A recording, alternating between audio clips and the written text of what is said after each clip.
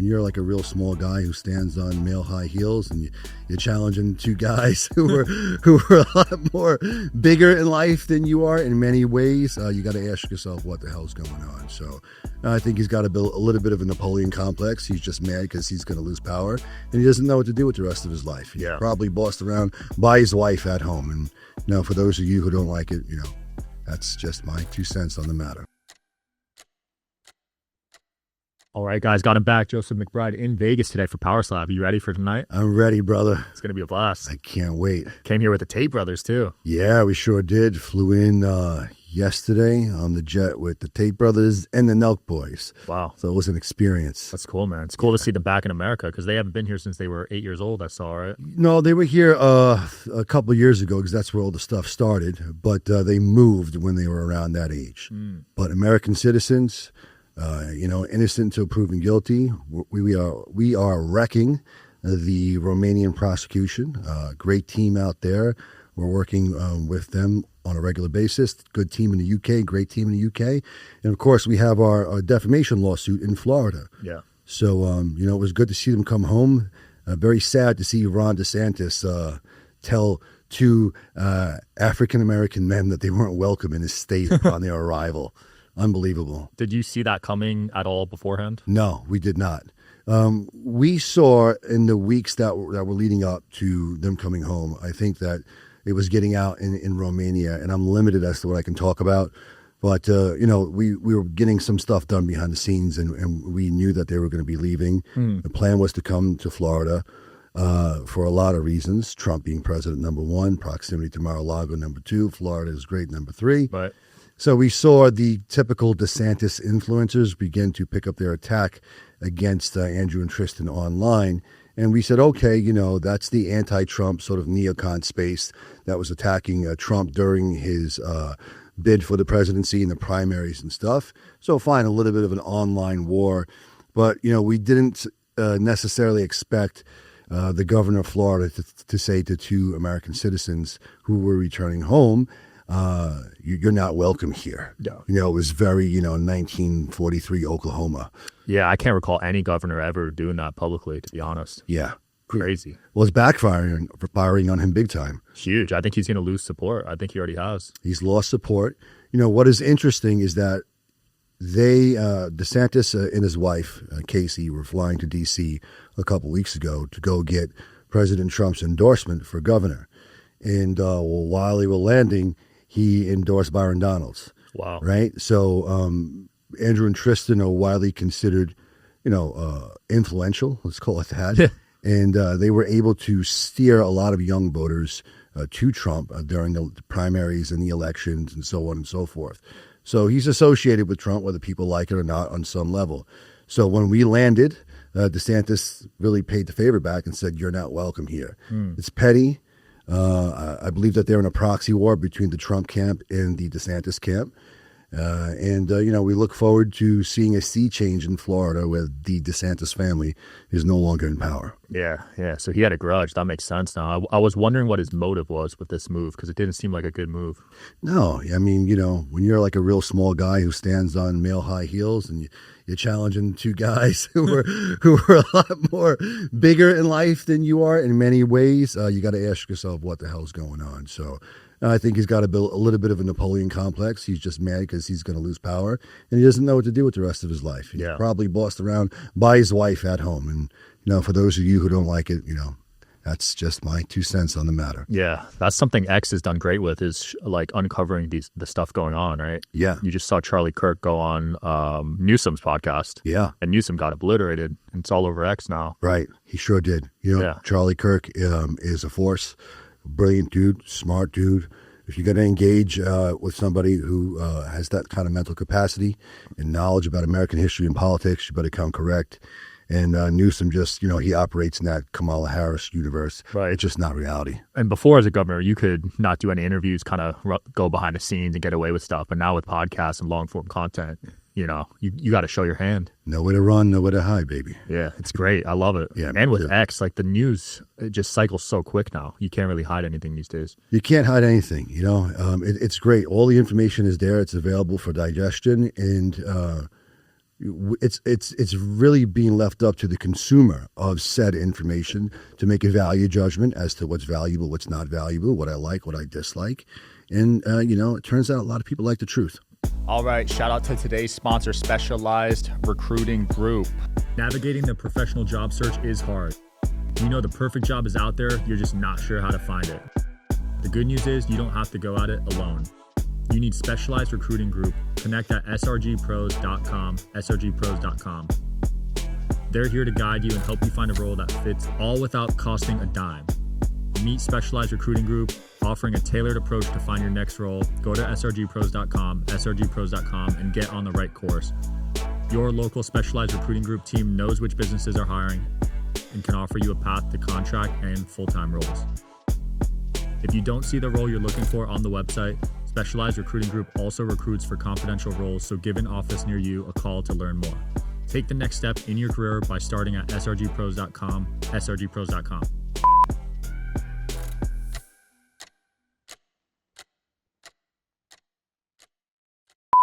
Absolutely. A couple people called out Tate's recently. Ben Shapiro. Yeah. That was pretty interesting. No surprise there. Ben Shapiro is Ben Shapiro, right? So Andrew has been vocally pro-Palestinian and anti-genocide for a very long time. Ben Shapiro's position on many matters is that Israel has a monopoly on the word genocide. That is just not true. Genocide happened in Armenia. Genocide happened in Rwanda. Genocide recently happened in Palestine. And you need to call it what it is, right? So, my personal opinion is that Israel has a right to exist, but not at the expense or at the genociding of other people, right? It needs to be fair. It needs to be equitable. And the Catholic position, I'm a traditional Catholic, the Catholic position is that the Holy Land belongs to Jesus Christ. So that's my position on the matter. And you don't get to murder our people on an industrial scale, no matter what happened. October 7th, tragic day, horrible day, right? But when you juxtapose it to, let's say, 9/11, we had a justifiable war, and we fought the war with courage and with moderation, and often taking into account the civilian casualties that would happen if the American military took action in a given place. We did not see that. We have not seen that in Gaza. It's just been the absolute annihilation and destruction. To his credit, Bibi basically said that they were going to flatten the place into a parking lot, and that's what he did. Depending on where you're at on that, people have strong opinions, but I think that I'm pro-life in every set of circumstances. I'm anti-war unless war is absolutely necessary. I think that situation could have been remedied quicker, faster, and it's the human rights crisis that we're seeing there right now is tragic. Yeah. So I pray for the people on both sides. I pray for Israel. I pray for the people of Gaza, both the Muslims and the Christians and the other people who live there as well. And I hope that we see peace in that situation in the near future. Are you confident Trump can help put an end to some of these wars? Of course. Of course he can. Trump is already putting an end to these wars. I mean, Hamas said they didn't want no more smoke before he even got into office. We see what happened with Zelensky and what's happening with Putin over there. Zelensky and his supporters don't actually want to end the friggin' war over there. Yeah, that was apparent on that interview. Very apparent, right? Putin wants to end it. Trump wants to end it. And anybody else who's in the world who's a reasonable person and has a fair mind wants to end the bloodshed as well. Trump is going to put an end to most wars, and I don't think he's going to have to fire a bullet. And that's exactly what his position was in 2016. He didn't send us to no new wars there either. Right. So I am thankful to God that he is in office. Please, this foreign aid stuff is just blowing my mind. It's absolutely insane. I was watching Elon on Joe Rogan the other day, and he was saying that there's $100 billion a year of excess funds that are going to places, contracts, people are gone, dead, these organizations don't even exist. Where's it going? It's just abject fraud. And, when Joe asked him and said, is this hard? And Elon was like, it's not rocket science, which I thought was a funny pun. Yeah. But yeah, look, this stuff with U.S. aid is intense. It's corrupt. There's a point of intersection between U.S. aid and Soros. What's happening in Romania, the persecution of free speech, Andrew Tate, Tristan Tate, what's happening in the UK, the Romanian election. So, it's ugly, but we're getting to the bottom of it. Yeah, this fraud goes deep. Elon even said on Rogan that if he exposed all of it, they would have him killed. Yeah. That's how deep it goes. Yeah, I believe that. I mean, I could definitely see that. When there's billions of dollars on the line? Probably a lot more than that, trillions of dollars. Jeez. And they knew this was coming. That's why they tried to put a bullet in Trump's head. Yeah. But they failed. Yeah, failed multiple times. Yeah. Crazy, man. Yeah, these investigations, I mean, they were funding condoms. $50 million for condoms in Zimbabwe or whatever it is. Look, we get it, like safe sex is good, but especially in areas where they have, they're still dealing with the AIDS epidemic, let's say. But you got to be reasonable. $50 million is not even reasonable for a Diddy party. Can't even picture how many condoms that is. That's nuts. Yeah. One of his first executive orders was about the J6ers, right, Trump? Yeah. That must have felt good for you because you were representing some of those guys. Representing those guys since Ash Wednesday of 2021. So very happy to see that happen. I participated in pioneering the pardon conversation. We always believed that President Trump was going to grant the pardons because that was the word in the inner circle. That was the word on the street.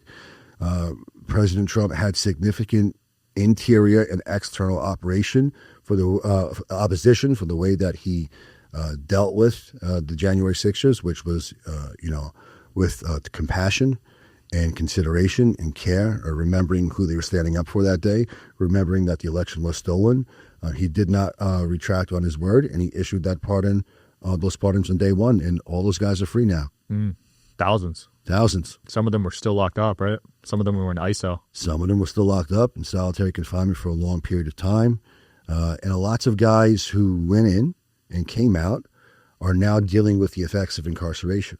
We know that mass incarceration to any group of people, if you look at, the African-American male population or the Latino population, it destroys families, it destroys minds, it destroys opportunity. People are disenfranchised from being able to participate in voting and certain jobs, gun ownership. When you're institutionalized and you're in solitary confinement for a long time, it's torture. It changes the actual fabric of your brain. Your brain physically changes from it. It's not just like this ethereal change. There's a physical change that happens to your brain. So why these guys were pardoned and they don't have to deal with the societal effects of cancellation and not being able to own guns or vote or work, they still have to deal with the psychological, emotional, and physical effects of being incarcerated wrongfully for that period of time. Yeah, we talked about this the first time you came on with your brother, right? It ruined him. So I know this resonates for you. It ruined him, and he hasn't gotten any better. So it's sad. Yeah, that's super sad, man. Did you see what happened with Zachary Aaron Bonfilo, a.k.a. Misfit Patriot? Yes. So is what happened true? It appears to be true, the right? assault was there on the police record, right? Yeah. So, that's some quick karma. My policy with people who come after me online for my religious beliefs, political beliefs, the people I represent, has always been just disengagement. I don't engage with those people. I don't platform those people. I learned early on when I tried to engage in constructive dialogue with them saying, okay, let's agree to disagree. Let's have a conversation about it. They just never really wanted any of that. They just wanted to, curse you out and to be heard. And, there's not a scintilla of reasonableness in them. Right. So I blocked him long ago because I just don't want him in my energy field. Be that as it may, he likes to talk about me and my clients and the president and Andrew Tate, fairly regularly. So when I saw the report, I wasn't surprised because guys like that are a joke. Yeah. They're soft, and anybody who beats up on old women, their grandmothers, and then wants to make a moral argument about how other people live their lives, classical throwing stones in a glass house. Just ironic, right? I feel like he was just projecting. Big time. Now looking back on it, it's like, wow, that makes so much sense now. Yeah, projecting, clout chasing. Andrew said it pretty well when he was on Patrick Bet-David's podcast. And he likes to say, and he has said, and it's the truth, I'm the hero they all want to be. The youth follow me. And all these guys who are coming after me, they're just jealous. I'm the hero that they all want to be. I'm not necessarily Superman. Maybe I'm more analogous to Batman, but they want to be me. They can't be me, and they hate me for it. And, we call it main character syndrome. They all have like this complex, like they want to be the main characters. And because they can't be the main characters, they attack the main characters, try to bring them down. Right. Yeah. I think with social media, that's just natural, right? Yeah. Yeah, it's natural. But, look at what social media is doing to this guy now, right? Misfit is living up to his name. Yeah. What was it like kicking it with Roger Stone? I saw you with him the other day. So Roger Stone and I are close friends.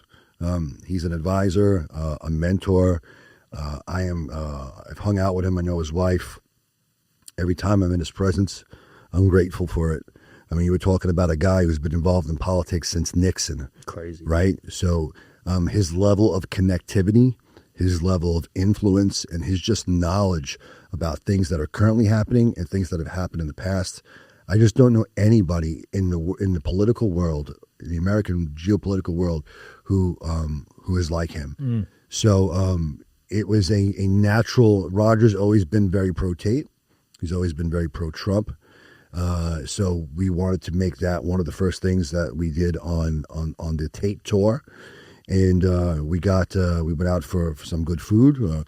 Roger, he's been around long enough, and he's been to, every high society function and gathering and dinner that you could possibly think of. So it's real nice. So every time we hang out with him, he always goes to these really understated places that are authentic and have really good food. So that was the vibe. And then we went across the street. We had cigars that night, and it was just hours and hours of constructive dialogue, planning, agreements, good conversation, and just a reiteration that what we're seeing with the troll armies on X right now against Andrew, against Roger, sometimes and other people, isn't real life. Right. And everywhere we go, I mean, Roger is a big time celebrity, and everywhere we go, I've been out with him in Florida before. People always thanking him. People always are coming up to him and asking him for his autograph, and thanking him for this and for that.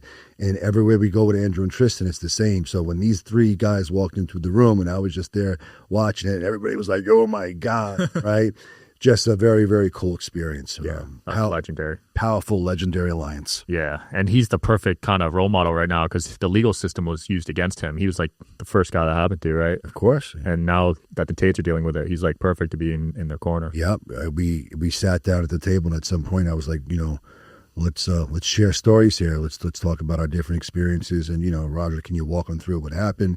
He walked them through everything regarding his arrest and the way he was mistreated. And Andrew and Tristan were talking about what happened in Romania. And, and then we were talking about DeSantis and the neocon powers that be that don't love America. They love war. They love poverty. And they're selfish. And they hate Trump. And, we're against all that. Yeah, because politicians can profit off war, right? Big time. It's the military-industrial complex. Yeah. Of course, yeah. They profit off of war and pain. It's unfortunate and it's wrong, and we're against it. Man, I believe in karma. So if you make money dirty like that, yeah, that's coming back to you, man. It comes back, and sometimes relatively fast. Oh yeah. When is Tate going on Rogan, man? That's a good question. I don't know. It could happen at some point. You're seeing him tomorrow at UFC. Yeah, it's going to be interesting. I hope, let's see if they can make that connection. I know Rogan's been busy. Tate's been busy. It would be an epic podcast if that happened. Andrew's controversial. It takes a really, you got to be have a real open mind and be ready to have a constructive debate with somebody who's going to come at you if you disagree with stuff. And I hope Joe's ready for that and wants that to happen. And if he does, he should let us know because it would be awesome. Hell yeah. I saw him on, I think, Full Send podcast. His electronics got seized when he got to Florida. Yeah. That's crazy. Yeah, it's nuts. What the hell? Yeah. So, touchdown and Border Patrol, Customs, Homeland Security. Holy crap. Yeah. They knew you were coming in. They knew we were coming in. And, we believed that it was DeSantis who tipped them off.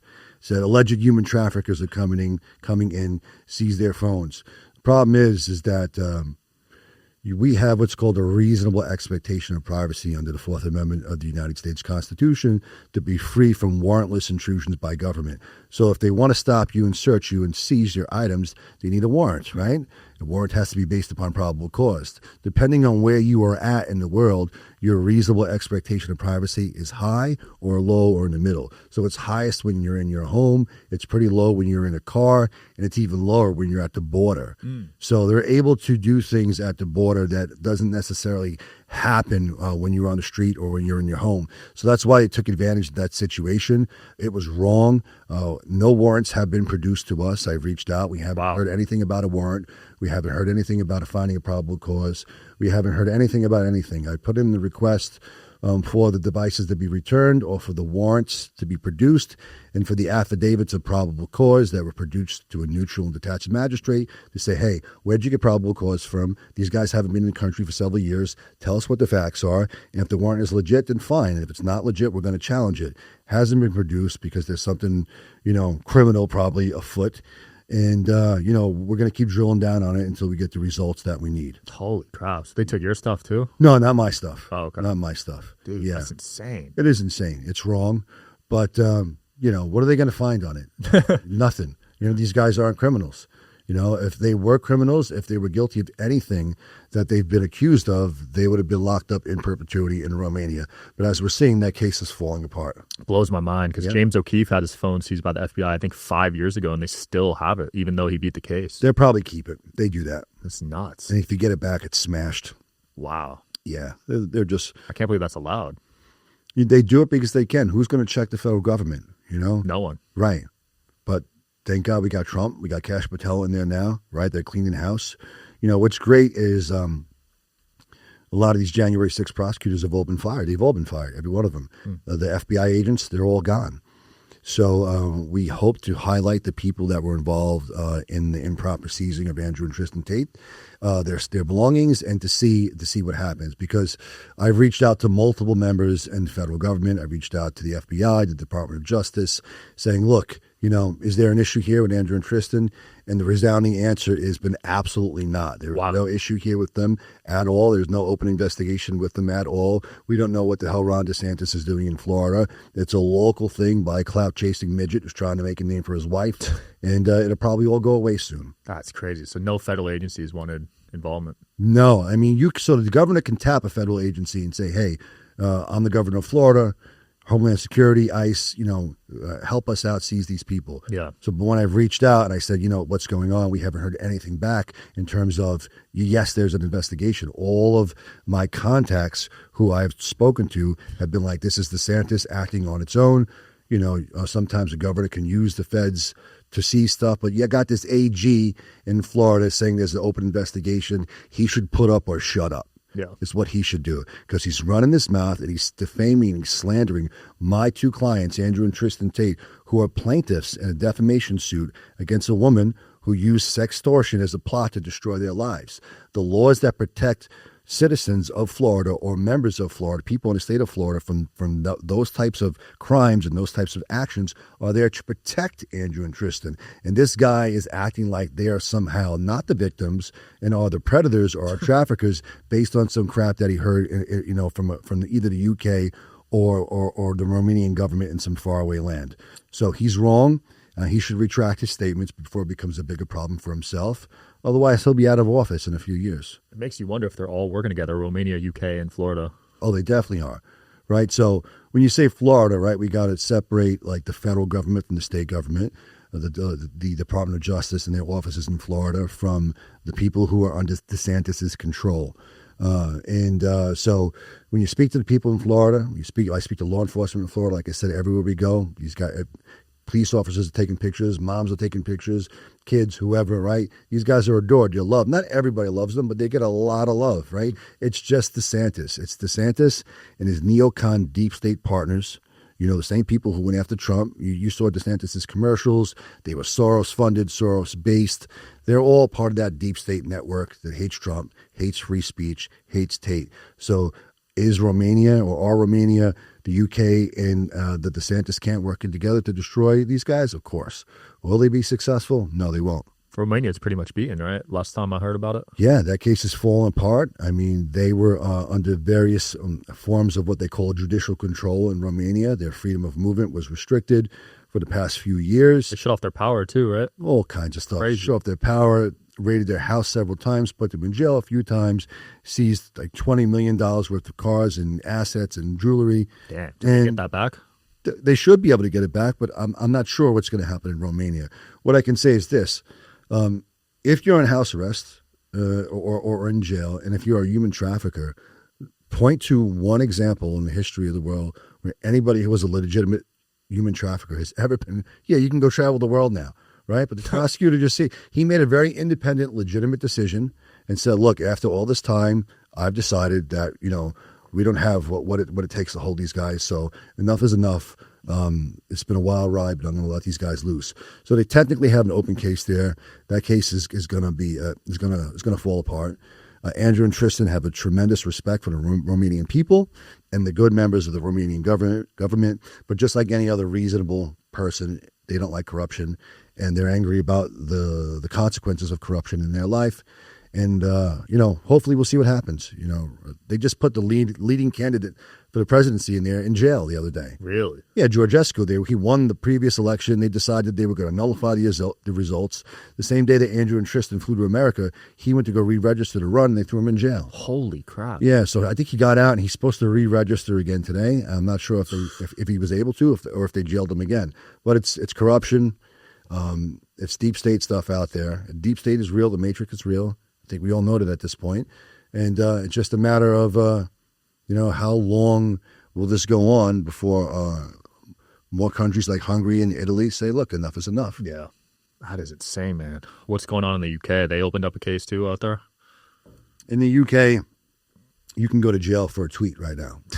You can. I've heard that in the UK. You can get 10 years. Wow. Look at what they did to Tommy Robinson. They used the Canada as a proxy to lock him up. They lock up people who pray in front of abortion clinics or pastors or preachers or priests around the street.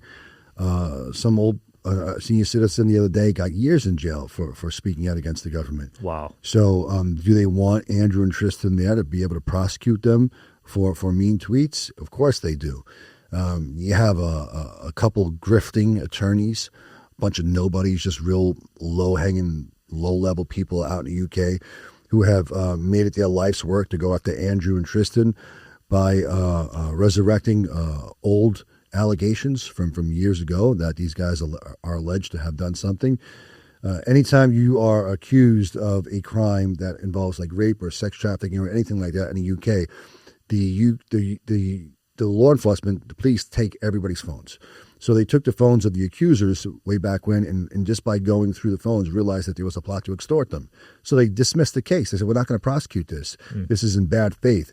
He's trying to resurrect those claims and some other things because he's got nothing better to do with his life. It's unfortunate. It's wrong. There's also a few videos floating around the internet, people alleging that Andrew, had a sexual relationship with a 15-year-old from Slovakia. Debunked. The woman herself said that she was 18 or older at the time when she left Slovakia. Her father even weighed in on the issue. There was another video where, he's like with a belt and he's saying, "I'll do this, I'll do that." But the 5 seconds before that are not included in the video. In that 5 seconds, what does it say? Is what would you do if a woman hurt you, beat you, rob you? I'm paraphrasing. What would it like that? Would you fight back? Oh, I would do this. I would do that. It's all wildly taken out of context. A lot of it was done in jest. These guys were, trying to make a name for themselves, trying to put themselves on the map through shock value. They did it. It's not necessary. It's certainly not an accurate representation of who they are. And, if you juxtapose a lot of things that they say against Howard Stern, let's say, a lot of it's not very different. But I don't see anybody clamoring to put Howard Stern in jail. And he's done a lot of wild things on his show. Yeah. Right? Quite a few. Yeah. So it's just you either love free speech or you hate it.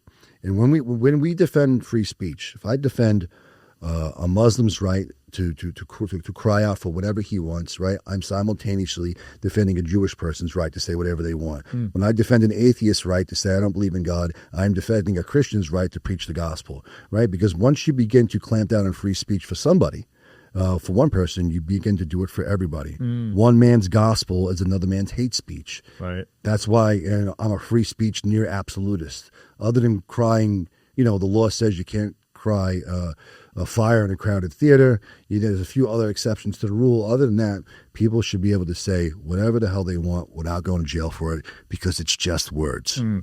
I mean, Twitter has the most traffic out of every platform right now. And I think a big part of that is because of free speech. Yes. You wouldn't be able to say any of that on other platforms. Tates are still banned everywhere, right? Yeah, there's been trouble with Meta. Mark Zuckerberg, who has, professed to the world that he has changed his tune when it comes to censorship, has still not re-allowed Andrew and Tristan back on the platform. Yeah. Andrew and Tristan Tate are the litmus test for free speech. Until they are allowed on your platform, you are not a platform that endorses free speech. Yeah, you guys got to talk to Dana this weekend about that. He's on their board now. Right, yeah. Something tells me that might be happening. Yeah, that's one phone call. Yeah, I hope they get back on there because I used to see them every day on TikTok, Instagram. I think they have an algorithm that detects their face now. It's crazy. They do, because even when I would post stuff about them in my account, I would get banned. You get shadow banned, right? Yeah. They would tell me I'm posting hate speech. Holy crap, just for a photo of them? Oh, yeah. On TikTok, forget it. That used to happen with Trump, too. Yeah, big time. Anytime you posted a photo with Trump, you would get 90% of your views would go down. Right. Now Trump isn't the looming threat anymore because, he's only going to, he's got one more term, right? It's either going to be J.D. Vance or I heard that Don Jr. may be making a run for it, right? So anybody who can support those guys is the threat. Yeah. So that's why they're still disallowing these people on. But no Andrew Tate, no free speech. Yep. People are saying Newsom's going to make a run in 28. That's why he's starting this podcast, to start gaining eyeballs.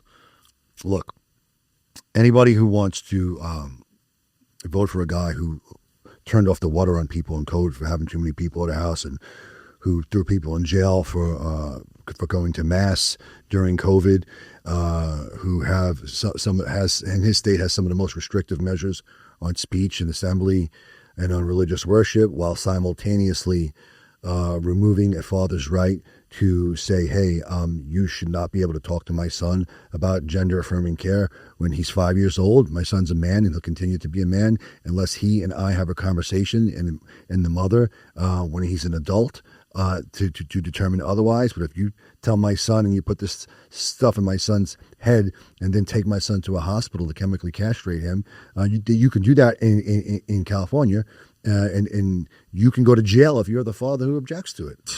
That's crazy. I was talking to a guy in Texas the other day whose wife moved to California and chemically castrated his son. There's nothing that he can do about it. That's terrible. It's horrible. Elon lost a kid to that too. He did, and I think that's what started all this. 100%. Oh, man, that's terrible. Yeah, I'm glad that Kirk, even his own son supports Charlie Kirk. Sorry. Did you know that? Yeah. That makes sense. Nuts, man. Yeah, it's a shame because Cali's got the best weather, if we're being objective. Cali's a great state, man. I love it. I think LA's a cool town. I'm in love with San Diego. I think San Diego is as close to paradise on earth that you get. It's just real unfortunate with the politics there. Absolutely. What's next for you, man? Well, right now we're just focused on the Andrew and Tristan situation. I have a consulting company that we recently started called Power Dynamic Strategies. I have a friend and a partner with that, widely known in the crypto world as Leo. He is from he's an American lawyer who now lives in Dubai. He's in background with me on the Tate case, so we're doing some heavy consulting work, both domestically and internationally. I am been in the e-commerce space for a while. So I sit on the board, and I'm a partner at a company called Wholesale Universe out of Texas.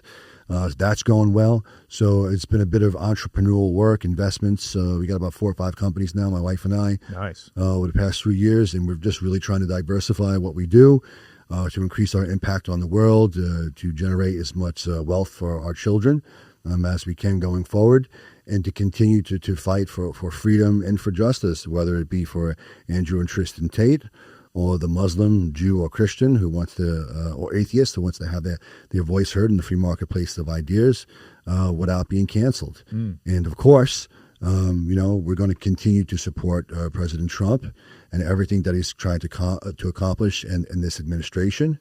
And we're interested to see who's going to be the next front runner in 28. I think that really election season, the conversation for that has to start soon. Whoever it's going to be, I think that the pick should be clear, whether it's J.D. Vance or Don Jr. There's, I know there's some people who like Tulsi as well. I think any one of those people would be great. I think J.D. Vance, what he's doing right now is absolutely phenomenal. I know Don Jr. personally. I think he'd be great for the job. I'm a big fan of Tulsi Gabbard as well. So I think we need to figure out who that person's going to be and get behind them very early and get assurances from whoever that person is going to be that they're going to carry the mission into the future. We don't need somebody who's going to undo or not carry out the America First and the Trump agenda going forward. So we're excited, obviously.